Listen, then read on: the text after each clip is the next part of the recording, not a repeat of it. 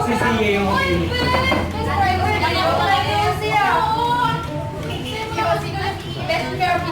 Oh my God! Ano ba yan? Halika nyo nga yan! Makakalukain yung tao, nabibidyo kayo. Ang trabaho na nga lang kayo, parang wala pala kayo maging sa buhay Minsan lang, niyo. best minsan lang. Kaibigan mo naman kami, best.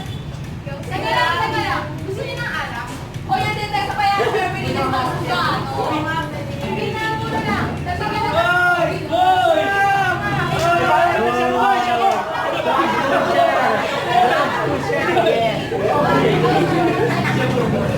Siya buye.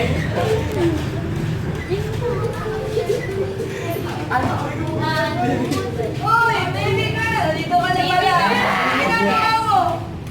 Nag-exercise ako. Para naman, gumanda-ganda ang kalsugan ko. Ganon. Sus, kalusugan. Halika nga dito, may papatry ako sa'yo. Alam mo, na-try ko na to kanina. Sige, subukan mo na. Masarap to. Sige na. Ayoko yan! Bakit ba ayaw mo? Pinapasubo ko lang naman sa'yo ah! Ayoko yan dahil masama sa kalsugan niya. Hindi mo ba alam? Sus, hindi yung totoo. Huwag ka natin papaniwala dun. Paano ko di maniniwala? Hindi mo naman naaalala kung bakit namatay si Mami at Daddy dahil sa bisyong yan? Kaya namin tayo yun. Huwag mong itutulan sa akin dahil hindi ako sila. Hoy, hindi ka nga sila. Paano ako patuwala ka, ha? Ha? Ako ang iisa mong kapatid. Paano patuwala ka? Paano ako?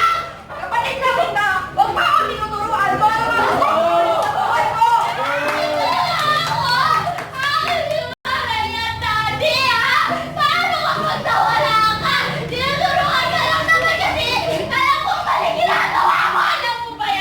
Malaki ka na. Kaya mo na sarili mo. Huwag mo na ako intindihin. Mabuhay ka mag-isa.